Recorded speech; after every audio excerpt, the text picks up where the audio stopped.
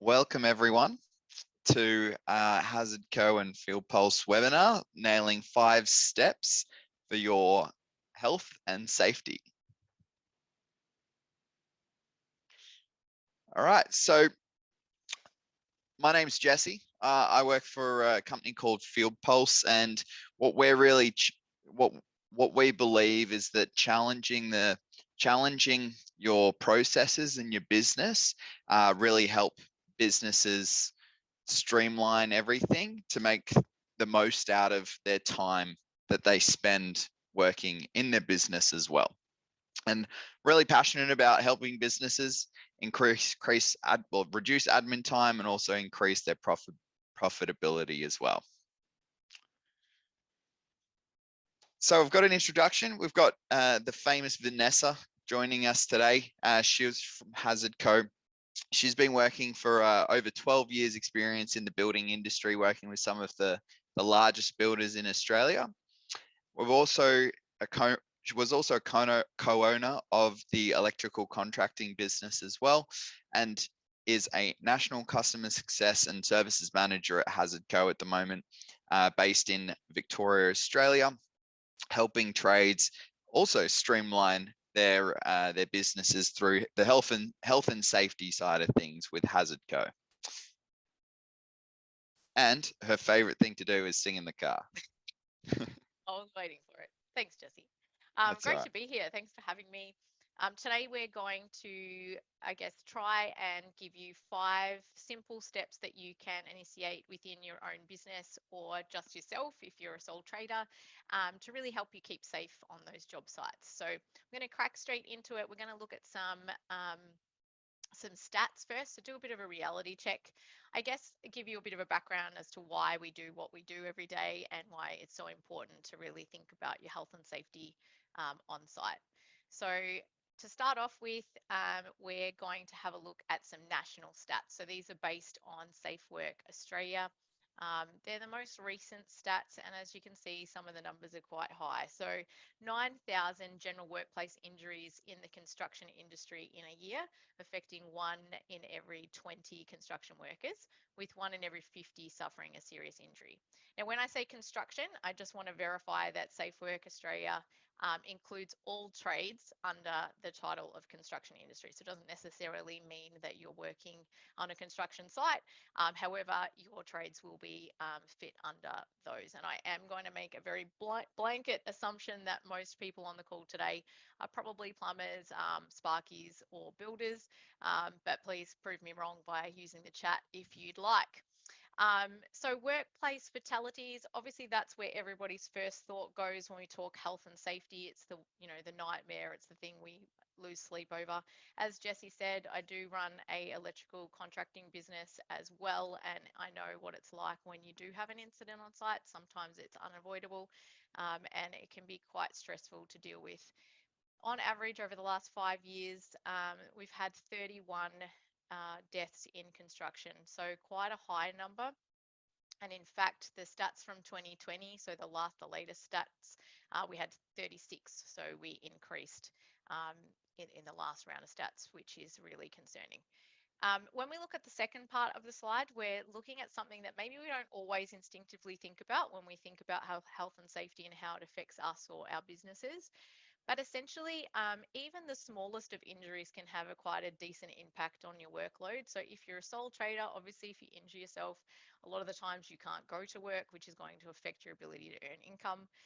If you own a business and you have multiple trades working with you, then it can become really costly, because the average days lost in a business is 55. That's quite a long period of time for one injury to recover. That means jobs that have to be rescheduled, or you have to find increased work labor hire to make up for that lost employee, which we all know at the moment is super hard to do. So on average, what's the cost? Well, $120 million was paid out annually for just the construction industry in their worker compensation claims, and that's obviously paid out of your work cover insurance policies. So quite a large sum there that has bumped up. Interestingly enough, a lot of claims in the past couple of years have actually come from mental health over physical injury. So when we talk health and safety, we're not just talking our physical bodies, but also our mental health as well. The last little stat here is quite a good one. So age group, we generally find that the age group between 25 and 35 is where we get a large majority of our injuries on site. There's a few reasons behind that, but mostly it just comes down to, supervision training, and we're going to cover off on a few of those things in some later slides. So when we look at the trades themselves and the different industries of trade, electricity, gas, and water services have the third highest vitality rate by occupation across all occupations in Australia. So it's quite a nasty little stat there, and one that we obviously want to see reduced significantly if we can. 117 fatalities in the construction industry over a 12-year period were caused by fall from height. So fall from height is our number one cause for fatality. For serious injury, it's actually body stressing. So body stressing, a lot of the times we don't really think about it, but most trades are quite laborious in our day-to-day, and over a period of time, it can cause, repetitive injury or sustained injury, which can really be quite a problem moving forward. So there's lots of things you can do to avoid that. If you want to learn more about body stressing, absolutely head over to our website, www.hazardco.com. We've got some fabulous blogs that are free for everybody to read and can give you some great tips on that one. Fatalities caused by height were majority caused, so 58% caused from falls from roof or ladders. And surprisingly, half of those were fallen less than 4 meters. So again, when we think fall from height, we generally go straight to the worst case scenario, multi-story buildings and all that sort of jazz. But the likelihood is actually you're probably falling a lot less of a fall and still sustaining a serious or in fact deadly injury. Out of those falls, 30% were from a ladder. So ladder use is one that we can absolutely control, and something that we can get better at as an industry and a whole. If we look at the images on the right-hand side, obviously fall from heights is where I've, mostly spent my stat time in. However, vehicle incidents is another one. It's the second highest fatality rate, and then followed by contact with the electricity. So no big surprises there that those two would be second and third. When we look at serious injury outside of body stressing, then the next one down from that is slips and trips. So keeping your work site nice and tidy is the easiest way to avoid those. And the third one is actually moving objects. So when we say moving objects, it's not always a vehicle or plant and machinery. It can actually mean someone's dropped something from height. So you might be on a scaffold on a ladder and a tool has fallen out of your belt and hit someone below you. So that's the third biggest cause of serious injury for our trades. So I touched on this in the stats, but I just wanted to go into a little bit more detail with regards to younger workers, particularly those who are aged under the 25. So I said 1 in 4 injuries will occur between 25 and 34. And then another quarter of them occur between this age bracket here. And they're generally those who are new to the industry, new to trade, likely to be apprentices or trainees, and are more likely to be injured at work than any other, age group that results in actual hospitalisation. So not sort of minor injuries, but much larger injuries. So it's really important as an employer, if you do decide to take on an apprentice or you do have younger workers working for you, that you pay specific attention to those guys and ensure that they're inducted correctly into your workplace. So when we say the word inducted, really what we're saying is that we're communicating with them all of our expectations, how the work should be carried out, how they do their job, and we really create a environment where they feel comfortable in coming to you with questions. So often how most of these incidents occur is they feel like they can't ask a question because they think that they'll look stupid or silly or they're going to be hard work. So they won't ask, and they'll just go ahead and do something the way they think they should do it. And often that results in them with a injury. So making sure that you induct and keep the lines of communication open is, 2 things that are really simple and easy to do. show them how to recognize hazards on the work site and how to report them, and also train them around their equipment and safety gear. So making sure that they're, across the different PPE that is required for their particular trade and how they use it and when they use it. And probably the most important, I will bring up a couple of case studies later on in the session today, but closely supervised. So making sure that they're always under some supervision. Now, often it's not because we don't want to supervise a younger worker, it's just that we get busy and we'll, get distracted. We might pop down to the wholesaler instead of staying on the job site to get some stuff, and we've left them by themselves thinking that they're going to be okay. And that's essentially when the accident occurs. So always making sure that you have some form of buddy system for senior staff to be supervising the younger staff, or yourself, whatever is the best option for your business. And absolutely, encourage those questions around day-to-day running, but also for them to get involved in suggestions on your processes and policies moving forward. In any other business, a lot of the time our new staff can come up with some of the best ideas because they don't know what we're currently doing, and they'll give out some really good ideas on how we can proceed better and more efficiently from their experience in other work. So always encourage staff to really get involved in the conversation, and involved in the creation of swims. So there's the magic word. I've said it. It's the first time I've said it today, and Jesse, I'll be saying it a lot more. And what is it? Well, swims is a safe work method statement. We will be going into further detail around that, but it's super important that you really get your young guys involved in the creation of swims and what it means, and how to use it from the get-go. So sort of don't leave them on the back burner until they're more qualified.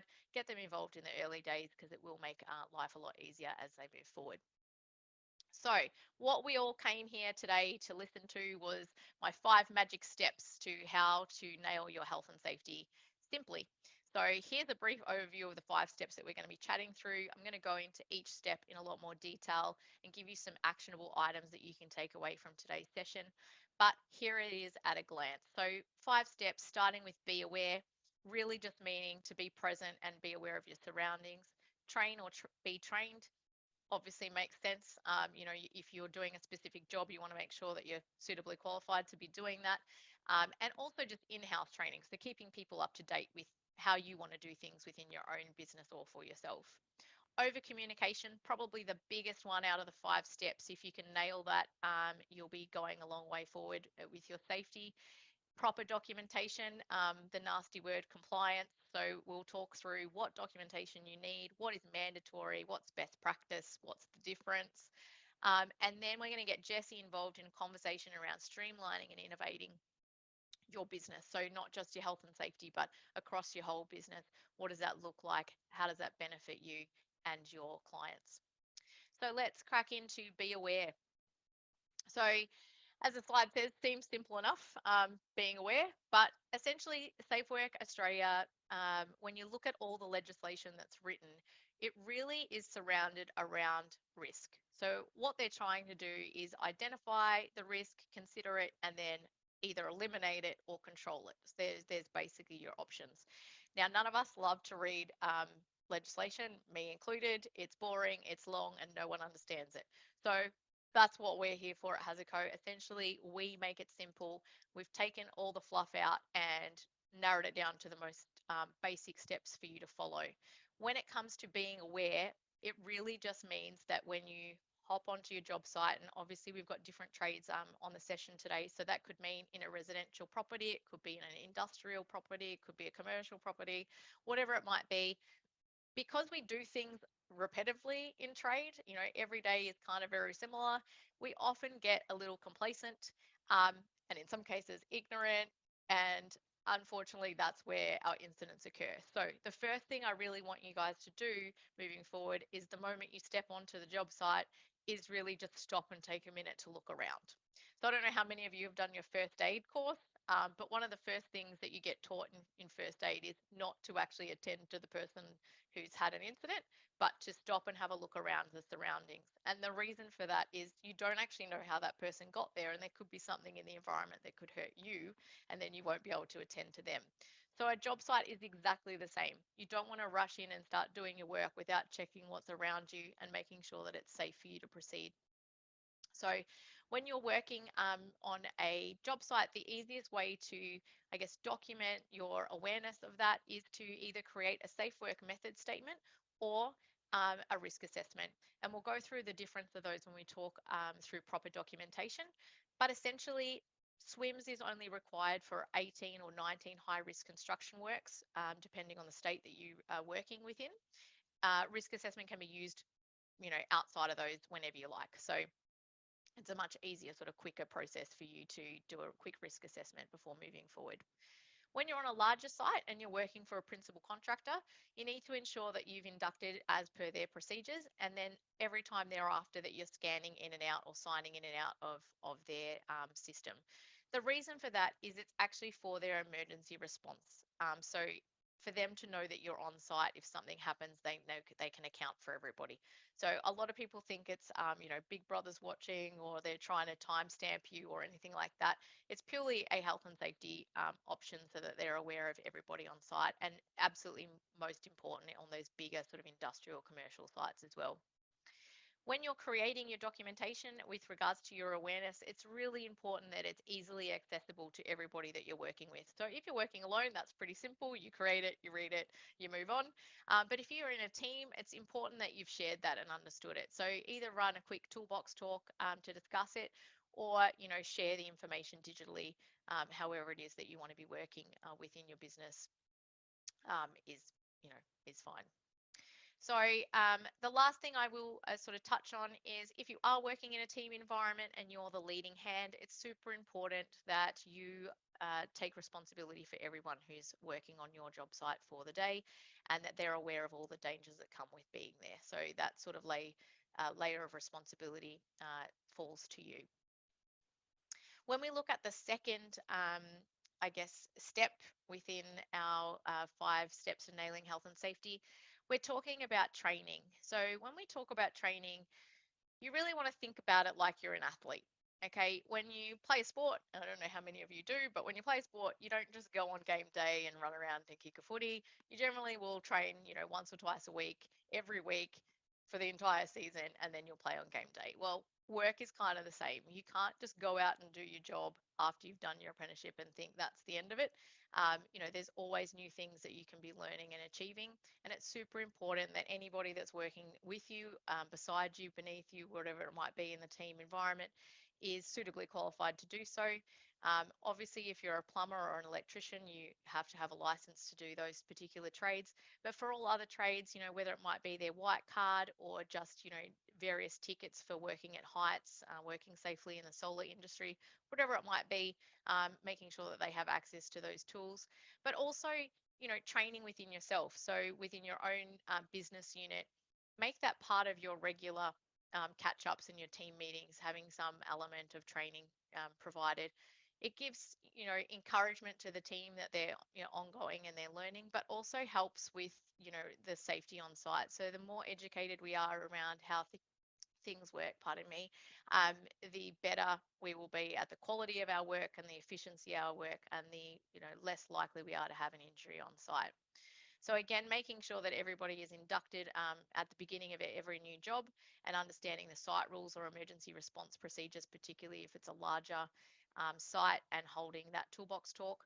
And also just taking advantage of free seminars, much like this one, or by the regulators. So whether you're Safe Work or WorkSafe, any type of association, there's so many free resources out there. Definitely make use of all of them wherever you can.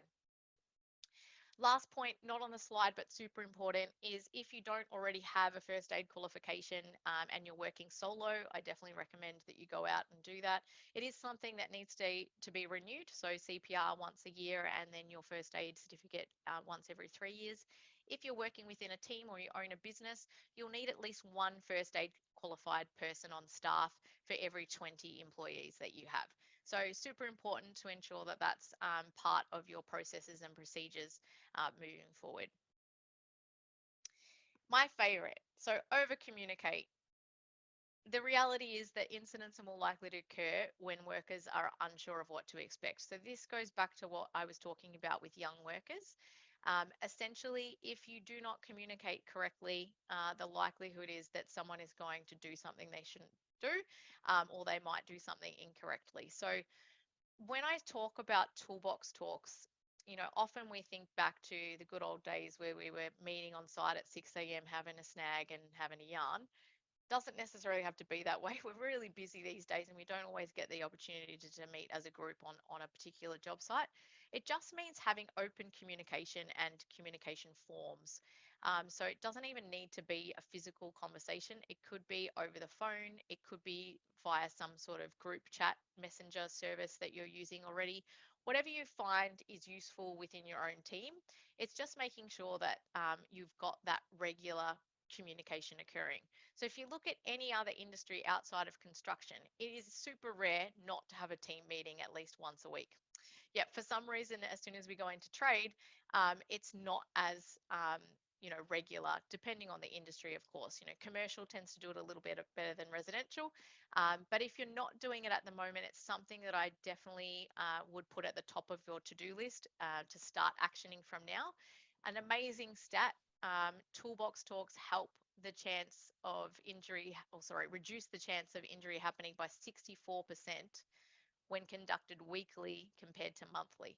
And that's assuming that you are doing them to begin with, obviously at a monthly rate. If you're not doing them at all, imagine what that stat looks like. Making sure that you look at how people learn and how people absorb information is really important as well. So don't always rely on one form of communication when you're communicating. So what I mean by that is, yep, you can have a conversation with someone over the phone or in person. Sometimes you may need to back that up with something written. So they might be more of a visual person and absorbed from reading. So you might want to send them a text message or a WhatsApp or an email, a Slack message, whatever it is that you guys are using, to just sort of really reiterate whatever you've said.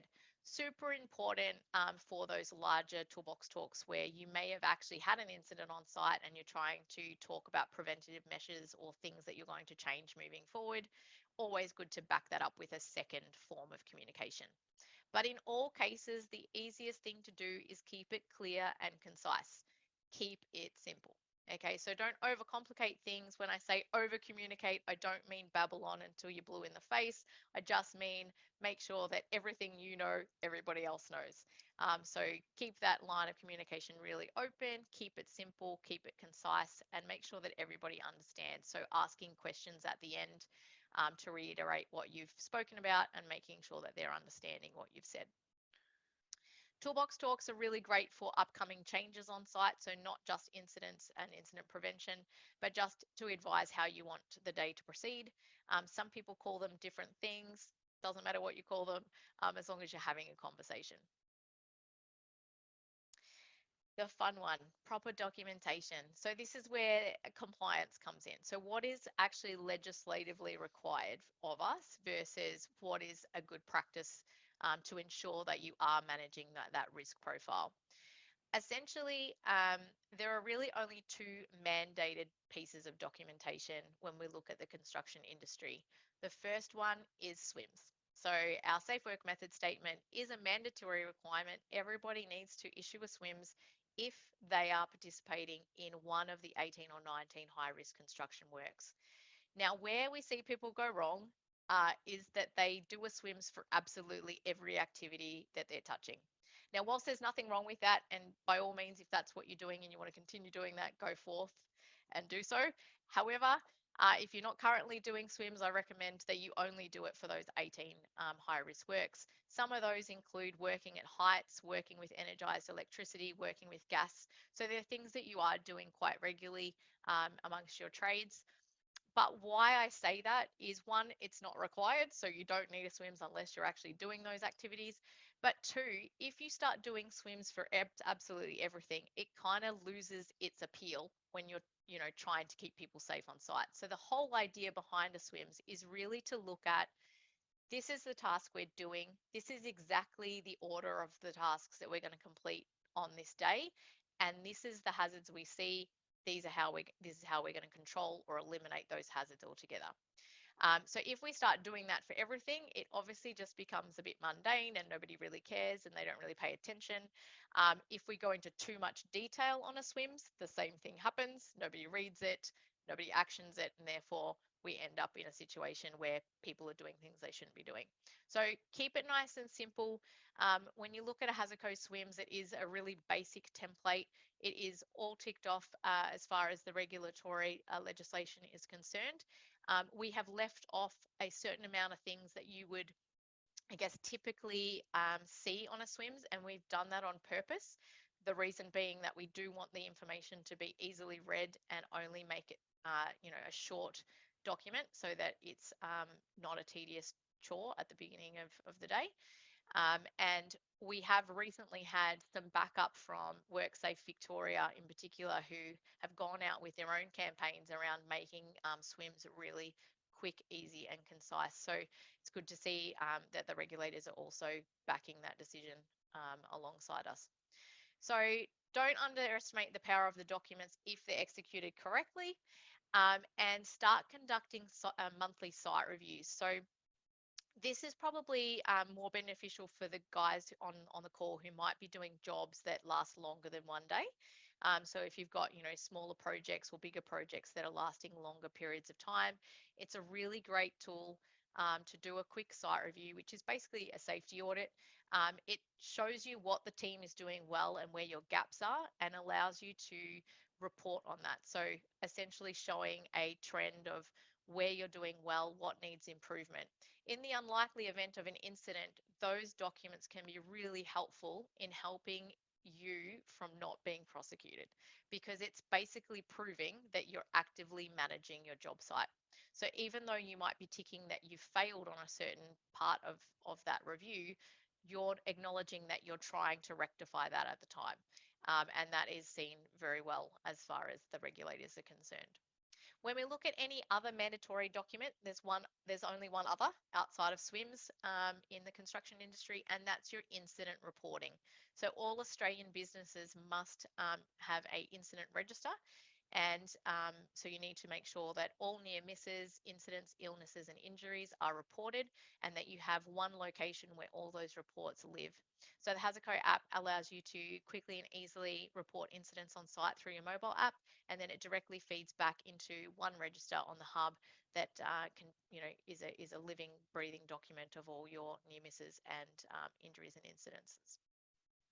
When we look at best practice, I mentioned it in one of the other slides, risk assessments. Look, these risk assessments can take on a number of different forms. Some of you might know it as a JSA, or job safety analysis. There are different names that people call risk assessment, but essentially it's just a quick and easy way to ensure that the site is safe for you to continue work. So it's like a checklist. You go in, you check it off. If something pops up that's deemed unsafe, it allows you to stop work at that point, rectify the issue, or come back at a later stage when you can.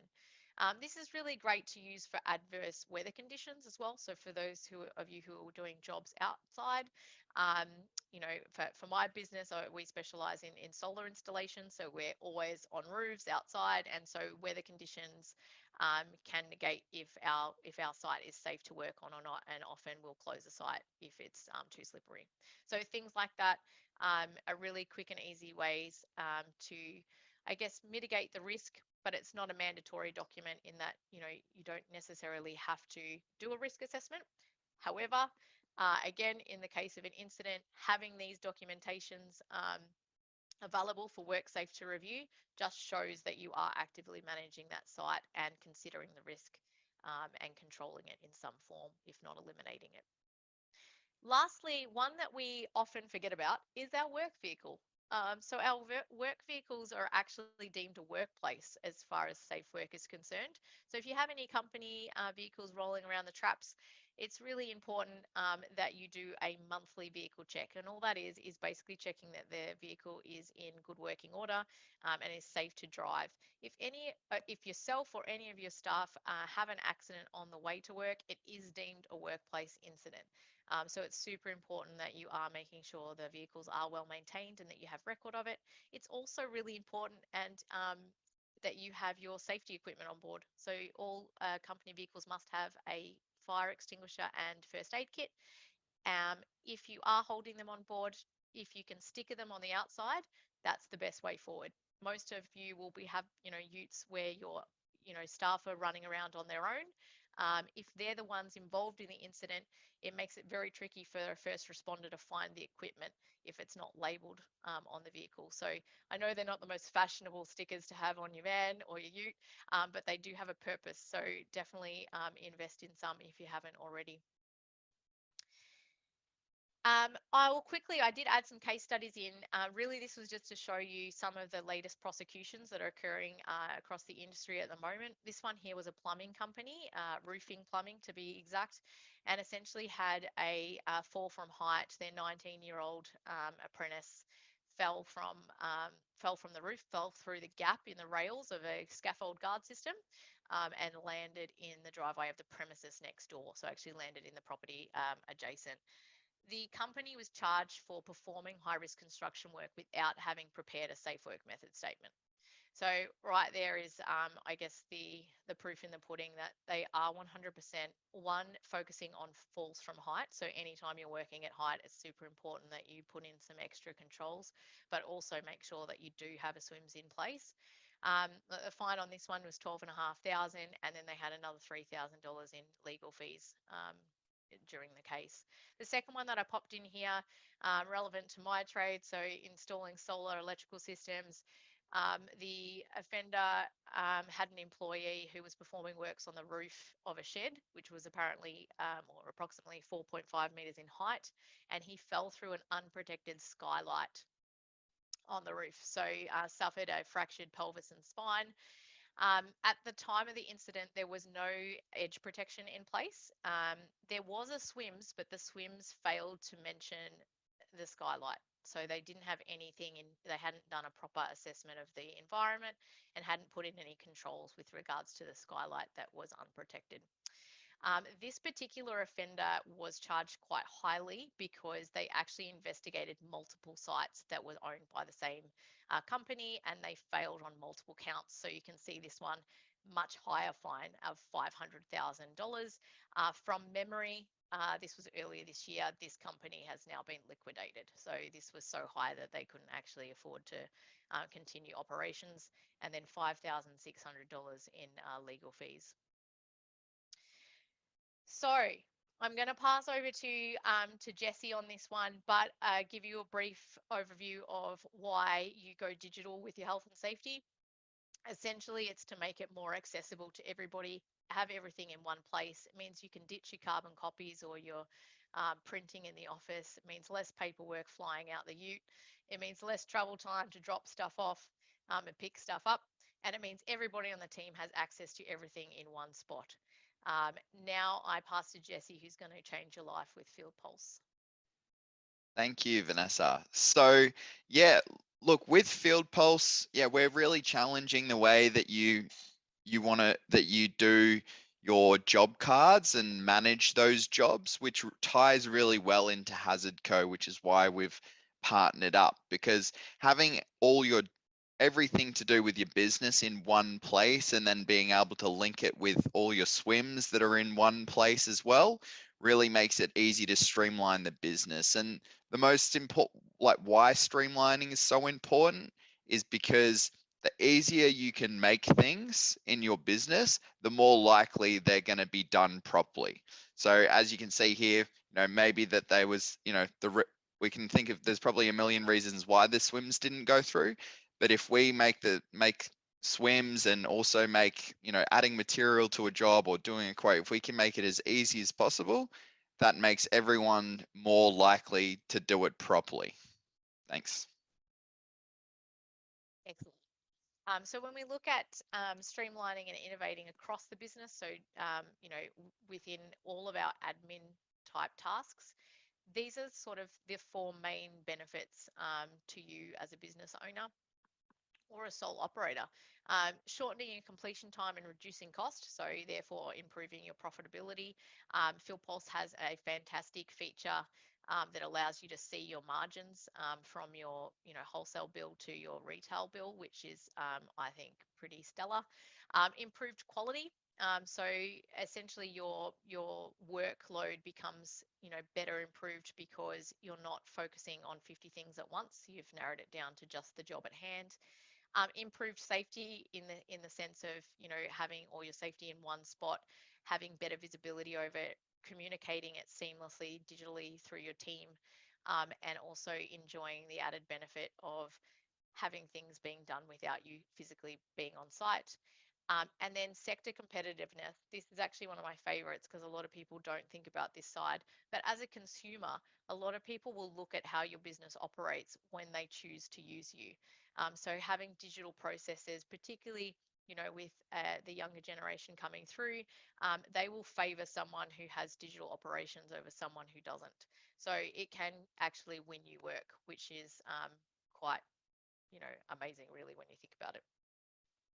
So finally, I just wanted to leave you with this. Basically, make sure that whatever processes you have in place, whether they're health and safety, whether they're admin related, whether your business plan, doesn't matter what it is, make sure you're always auditing those processes. So making sure that it's not a, you know, set and forget. Don't do it in a, you know, today and in 5 years time be doing the same thing. Essentially, you want to be looking at these things on a regular basis. You know, if you're working with a business coach, they'll often tell you 90 days is a good time frame to review and check how things are cracking on. But you can, you know, look at it bi-yearly or yearly if that sort of better suits you. Records, records, records. If it's not recorded, it didn't happen. So sometimes a lot of what we look at in safety is, you know, we hear from a lot of our members, oh, I am really safe when I'm on site. You know, I do everything. I just don't have any way of proving that I've done it. Unfortunately, that won't stand if you did have an incident on site. So it's really just having those, you know, simple processes in place that can actually record the fact that you are doing things correctly on site. So in the unlikely event you are proactively audited or that you do have an incident, you can actually prove all that through your documentation. And that's the second point. So being able to demonstrate your systems of work. So it's all well and good to have a policies and procedures document, but if you're not actually following through on those policies and procedures, you'll actually be found negligent. So it's almost worse. So make sure anything that you're following and doing, you are actually actioning yourself and through your business. So plan, do, check, and act. They're you know, great 4 words to keep in your back pocket. Identifying and assessing your risk, eliminating or minimizing where you can, controlling and monitoring, and then obviously reviewing for continuous improvement. On last note, I'll just give you a bit of a heads up on who we are at HazardCo in case you hadn't figured it out already from my sly little mentions across the couple of slides that we have there. We're a digital health and safety system that was created by 2 tradies back in 2007 who were having a yarn over a beer and, you know, talking about how difficult it was to keep on track and didn't know how to do their health and safety. So started a system. It went really well. Began in New Zealand and about 3 years ago crossed the ditch over to Australia as a fully digital solution. So as well as our digital solution, we have people like myself that sit alongside our members, you know, all across their journeys and in their businesses, helping them with their processes, helping them with their digital solutions. And more importantly, we have our health and safety advisors who are available to talk to our members at any point in time, giving 24/7 incident support if there's, you know, an incident on the job, which can be hugely beneficial. I know I had an incident recently and I actually called our own hotline to talk to our advisors. And it was actually amazing because I didn't have to worry. Usually I'd have to sit there trying to work out which paperwork I had to fill in first. So firsthand, I use the product in my own business. I stand by it. It's all you need and nothing you don't. If you want to find out more, please head to our website, www.hazardco.com. You can start a free trial for 7 days. And I believe FieldPulse do the same. Yep. So head over there as well. And or if you just want to have a chat to us around exactly what we do and what we offer, feel free to call us on 1-800-954-702 or email us at info@hazardco.com. So I'll just finish off with opening it up to any questions that might be out in the ether. I'll give you a second or so to type them into the chat box. And I might stop sharing my screen as well, just so I can see them come through. So I just realized I wouldn't be able to do that.